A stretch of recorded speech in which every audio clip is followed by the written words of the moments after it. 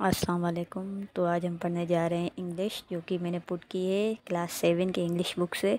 और जो इस चैनल पे नए हैं तो सब्सक्राइब कर दें। अगर कोई फ़ेसबुक पे ये वीडियो देख रहा है और मुश्किल हो रही है फ़ेसबुक पे देखने के लिए, तो वो यूट्यूब के चैनल पे आ सकता है। सिर्फ यूट्यूब पे लिखेगा @researchwork2528, तो मेरा चैनल रिसर्च वर्क के नाम से खुल जाएगा। ठीक है, तो शुरू करते हैं। अच्छा, इंग्लिश की बुक पहले जो कल हमने पढ़ी थी वो 6 क्लास की बुक थी। आज 7 क्लास की बुक है, तो क्लास चेंज है तो उसका मटेरियल भी थोड़ा डिफ़िकल्ट है। और कुछ चीज़ें जो मैंने इस वीडियो में नहीं ऐड की, जो कि एक्टिव पैसिव हैं या डायरेक्ट और इनडायरेक्ट स्पीच है। And these both topics are backbone of the English.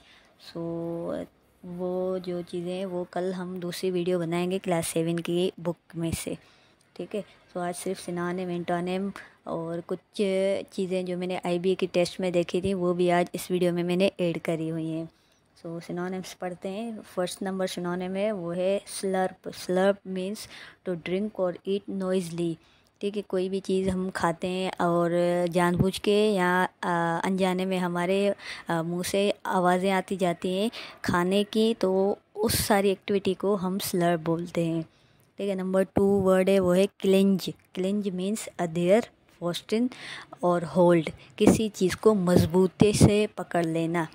ठीक है, नंबर 3 है क्लेमिटी। क्लेमिटी क्लेमिटी मीन्स कोई कुदरती आफत या डिज़ास्टर। नंबर 4 है evacuate. Evacuate means move, shift और go to another place. ठीक है, नंबर 5 है वो है पाउंस। पाउंस की मीनिंग है जंप ओवर और स्नैच एब्रप्टली। अगर कोई बंदा कोई चीज़ खा रहा है तो हम झट से उसे खींचने की कोशिश करते हैं या लेने की ट्राई करते हैं, तो उस सारी एक्टिविटी को हम पाउंस बोलते हैं। नंबर 7 है वो है कोलाप्स। कोलाप्स की meaning according to sentence change होती रहती है।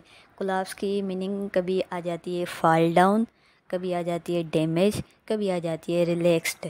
अब रिलैक्स्ड वर्ड फॉल डाउन और डैमेज से मैच नहीं कर रहा, लेकिन हम अगर सेंटेंस देखेंगे कि he is collapsing on sofa, तो यहाँ पे हो जाएगा कि ये सोफ़े पे रिलैक्स कर रहा है। अगर आप कंफ्यूज हो रहे हैं तो हम कौन सी मीनिंग को ज़्यादा प्रेफरेंस दें, तो आप फॉल डाउन को ज़्यादा प्रेफरेंस दें क्योंकि ये ज़्यादातर यूज़ होती है। नंबर 8 है वंडरस। वंडरस मीन्स फंटास्टिक और wonderful. This is a wondrous view और this is a wonderful view. ठीक है, नंबर 9 है हेल्पलेस। आपने हेल्पलेस वर्ड सुना होगा। हेल्पलेस की और हेल्पलेस दोनों की मीनिंग सेम ही होती है मोस्टली। अगर हेल्पलेस से आपको समझ नहीं आ रही तो अनफॉर्चुनेट और अनलकी भी आप बोल सकते हैं। नंबर 10 है वोई। वोई मीन्स सारो, दुख। नंबर 11 है अबंडेंट। अबंडेंट मीन्स लीव और गिव अप, छोड़ देना। नंबर 12 है हेरिटेज। हेरिटेज मीन्स कोई भी चीज़ हमारे विरसे में या विरासत में या प्रॉपर्टी में आ जाए। Things passed down by people before us. ठीक है, ये थे सिनोनिम। अगर सिनोनिम आपको याद करने हैं तो एंटोनिम खुद ही बनाने पड़ेंगे। इससे ज़्यादा आपकी क्रिएटिविटी भी होगी और सिनोनिम याद भी हो जाएंगे। ठीक है, अब जो दूसरी चीज़ मैंने बोली थी आईबीए की टेस्ट में मैंने देखी थी कि हमें रॉन्ग स्पेलिंग दी जाती है, जबकि हमें राइट को या करेक्ट स्पेलिंग को टिक करना होता है। तो आईबीए की टेस्ट से ये एक्टिविटी ली हुई है। सो मैंने सोचा हमें भी एसपीएससी की भी टेस्ट में आ जाए, इसलिए ये मैंने बुक 7 से ही स्पेलिंग्स लिए हैं। तो इमिटेट। इमिटेट की असल मीनिंग है कि कोई चीज़ जो कि धुएं की उड़ जाती है, फैल जाती है, तो उसको हम इमिट बोलते हैं। तो यहाँ पे ये 4 एग्जांपल्स हैं, कौन सी सही होगी स्पेलिंग। तो यहाँ पे इमिटेट 3rd नंबर वाली सही स्पेलिंग है। ठीक है, अच्छा, नंबर 2 है एटिकेट्स। एटिकेट्स वर्ड की मीनिंग है मैनर्स या डिसिप्लिन। तो यहाँ पे कौन सी चीज़ स्पेलिंग सही होगी, यहाँ पे होगी एटिकेट्स, नंबर 2 वाली। ठीक है, ये स्पेलिंग आपको याद करनी पड़ेगी। यहाँ 4-5 बार आप कॉपी पे लिखेंगे तो भी आपको याद हो जाएगी। अच्छा, नंबर 3 है हैंडीकेप्ड। हैंडीकेप्ड मीन्स कोई माजूर या डिसेबल पर्सन। उसकी हैंडीकेप्ड सिनोनिम है डिसेबल का। आप की यहाँ पे हैंडीकेप्ड नंबर 4 वाली स्पेलिंग करेक्ट हो जाएगी। अच्छा, नंबर 5 है टाइफाइड। अब आप सोचेंगे कि टाइफाइड टाइफाइड तो मेडिकल का वर्ड है, लेकिन क्लास 7 की बुक में 3 चैप्टर ऐसे थे जो हमें हेल्थ कॉन्शियस के बारे में लिखे हुए थे। तो वहाँ से मैंने टाइफाइड की स्पेलिंग ली है। ठीक है, तो टाइफाइड की एक्चुअल स्पेलिंग है ये नंबर 4 वाली। अच्छा, नंबर 5 है डायबिटीज़। ये भी मेडिकल का टर्म है और डायबिटीज़ के बारे में भी हमें बताया गया था। और डायबिटीज़ का रियल स्पेलिंग कौन सा होगा? नंबर 1 वाला। ठीक है। अच्छा, फिर आता है मिलेनियम्स। मिलेनियम्स भी हमें टाइम के बारे में बताता है, और जैसे सेंचुरीज़ का वर्ड यूज़ होता है वैसे ही मिलेनियम्स का वर्ड भी यूज़ होता है। और मिलेनियम्स की ये स्पेलिंग है नंबर 1 वाली। सही है, आपको ये स्पेलिंग याद करनी पड़ेंगी। फिर आता है ट्यूबरक्लोसिस मीन्स टीबी, टीबी की बीमारी। और ट्यूबरक्लोसिस की कौन सी स्पेलिंग हो जाएगी? ट्यूबरक्लोसिस की स्पेलिंग होगी नंबर 2। ठीक है। अच्छा, फिर आ जाता है डिजीज़। ये वो स्पेलिंग है जो कि दी जाती हैं टेस्ट में, लेकिन हम इंग्लिश वाले होते हैं या जनरल कैटेगरी वाले, तो हमें साइंस की वर्डिंग का नहीं पता होता। और डिजीज़ या ऐसी कोई भी चीज़, ऐसी कोई भी स्पेलिंग है हमें ज़्यादातर नहीं आती है। जैसे लेफ्ट लंग की स्पेलिंग भी बहुत मुश्किल होती है, सो हमें ये स्पेलिंग याद करनी होगी। और डिजीज़ की जो स्पेलिंग करेक्ट होगी वो नंबर 1 वाली होगी। अच्छा, फिर आता है मलेरिया। मलेरिया भी ये जो स्पेलिंग करेक्ट होगी वो होगी फर्स्ट वाली, मलेरिया वाली। अच्छा, फिर आता है डेंगी। डेंगी की स्पेलिंग भी 1 वाली होगी। ठीक है, मोस्टली ये स्पेलिंग आती जाती हैं। फिर आता है हमारे पास काउंटेबल वर्सेस अनकाउंटेबल नाउन्स। आप ये सोचेंगे हम तो बच्चे नहीं हैं, काउंटेबल और अनकाउंटेबल का हमें क्यों पढ़ा रही हो? तो ज़्यादातर जो बेस्ट चीज़ मुझे यहाँ पे लगी थी वो जो इंटेरोगेशन हम करते हैं, यहाँ कोई सवाल वगैरह करते हैं तो हम ज़्यादातर वहाँ पे कंफ्यूज हो जाते हैं कि हाउ मेनी वर्ड यूज़ करें या हाउ मच वर्ड यूज़ करें। तो इसीलिए मैंने काउंटेबल और अनकाउंटेबल का डिफरेंस यहाँ पे रखा है। Countable nouns those nouns which can be counted, for example an apple, 2 books, 3 books. So जो हम काउंट कर सकें। और while interrogating you ask how many. ठीक है, काउंटेबल होगा तो हम हाउ मेनी से क्वेश्चन शुरू करेंगे। For example, how many books do you need? I need 1 book only और आई नीड अ बुक, दोनों की सेम मीनिंग होगी। अ बुक या 1 बुक सेम बात है। ठीक है, फिर आता है uncountable. Uncountable nouns those nouns which can not be counted, for example water, rice, sand. ठीक है, और while questioning, while interrogating you ask how much. ठीक है, how much milk is available in the fridge. ठीक है, यहाँ पे हमें क्वांटिटी की ज़्यादातर पता नहीं होता है। अच्छा, देन आता है सिंस एंड फॉर। ये तो most popular and most important है, सिंस एंड फॉर। पहली बात तो ये क्लियर करनी है कि since and for both terms are used in present perfect continuous tense. ठीक है, जहाँ पे हैव बीन और हैज़ बीन यूज़ किया हुआ होता है वहाँ पे ही हम सिंस का मोस्टली यूज़ करते हैं। और फॉर जो है वो प्रेजेंट परफेक्ट कंटिन्यूअस में भी यूज़ होता है और दूसरे टेंसेज में भी यूज़ होता है। ठीक है, तो we use since when we want to say when an action that is still continuing begin. ठीक है, हम सिंस कहाँ पे यूज़ करते हैं? जहाँ पे हमने कोई भी एक्शन शुरू किया हो, जहाँ से जिस वक्त से एक्शन शुरू हुआ हो और वो एक्शन अभी भी चल रहा हो, कंटिन्यूअस में हो। ठीक है, for example, I have been washing clothes since 10 o'clock। मैं 10 बजे से कपड़े धो रही हूँ और अभी तक धो रही हूँ, मैंने कंप्लीट नहीं किया। ठीक है, she has been living in USA since last 4 years। 4 साल से अमेरिका में रही हुई है और अभी तक रही हुई है, इसीलिए हम सिंस बोलेंगे। ठीक है, और फॉर आ जाता है, we use for when we want to say how long an action has continued और हैपेंड। ठीक है, यहाँ पे एक्शन ख़त्म हो चुका है, हम बात कर रहे हैं कि कब से शुरू हुआ था। ठीक है, we use the present perfect continuous tense with for, but we can also use other tenses.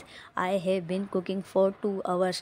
मैंने 2 घंटे से मैंने कुकिंग की थी, लेकिन अब मैंने कुकिंग ख़त्म कर दी है। ठीक है, तो ये मेन 2 डिफरेंस थे। अभी आ जाते हैं प्रीपोजिशन पे। प्रीपोजिशन नहीं पढ़ा तो कुछ भी नहीं पढ़ा। तो यहाँ पे जो फर्स्ट वाला है वो है he said that his best friend. वो अपने बेस्ट फ्रेंड के साथ बैठा। ठीक है। अगर साथ बैठा तो हम यहाँ पे मोस्टली जो बेस्ट फ्रेंड है वो साथ ही बैठता है, तो हम ना बिहाइंड यूज़ करेंगे ना ही विथ यूज़ करेंगे। यहाँ पे जो यूज़ होगा वो होगा नेक्स्ट टू, ठीक है। विथ यहाँ पे नहीं आ जाता, सही है। नेक्स्ट टू मीन्स उसके सामने या उसके साथ, सही है। अच्छा, फिर आ जाता है पीपल ऑल देश the world are facing health related issues. पूरी दुनिया के जो लोग हैं उनको हेल्थ का मसले हो रहे हैं, तो यहाँ पे पूरी दुनिया की बात हो रही है, तो हम यहाँ पे जो ऑप्शन टिक करेंगे वो होगा ऑल ओवर, ठीक है। अच्छा, फिर आ जाता है एयर पोल्यूशन इज़ कास्ट देश द स्मोक। यहाँ पे ड्यू टू आएगा या फ्राम आएगा या बाय आएगा। अगर हम सेंटेंस को देखें तो इस सेंटेंस के स्ट्रक्चर के हिसाब से बाय यूज़ होगा। क्यों? क्योंकि ये पैसिव सेंटेंस है, ठीक है। ड्यू टू भी यूज़ हो सकता है, फ्रॉम भी यूज़ हो सकता है, लेकिन सेंटेंस का स्ट्रक्चर जो है वो पैसिव का है, इसीलिए हम बाय यूज़ करेंगे, ठीक है। अच्छा, फिर आ जाता है they were interrupted by loud power horns of vehicle passing dash. अभी passing from, passing to, passing by या और ऑल ऑफ दिस भी हो सकता है, लेकिन यहाँ पे व्हीकल्स की बात है और पास जो वर्ड है वो मोस्टली बाय अपने साथ लेता है, ठीक है। अच्छा, फिर आ जाता है old people get easily irritate but be kind and polite dash them. Be polite with them, be polite to them, be polite for them, ठीक है। अगर हमारे माइंड पे बेसिक इंग्लिश होती तो हम विथ यूज़ करते, लेकिन यहाँ पे बी पोलाइट टू देम, ठीक है। Be kind to them, be polite to them, ये एडजेक्टिव्स हैं, ठीक है। अच्छा, then they fell dash a pound, they fell in a pound, they fell to a pound, they fell into a pound, ठीक है। जब भी वाटर या रिवर या पॉन्ड या स्विमिंग पूल की बात होती है तो वहाँ पे एक मूवमेंट आ जाती है जब हम उसमें गिरते हैं या जंप मारते हैं। अगर पानी में मूवमेंट आ रही है तो यहाँ पे हम इनटू वर्ड यूज़ करेंगे, ठीक है। अच्छा, फिर आता है take care of those who care dash you, who care to you, who care for you, who care you, ठीक है। मोस्टली मैंने देखा है कि आई केयर यू का वर्ड यूज़ होता है, लेकिन वो गलत होता है। हु केयर फॉर यू, और फॉर यूज़ होगा, सही है। अच्छा, फिर आ जाता है dog has made fool dash him.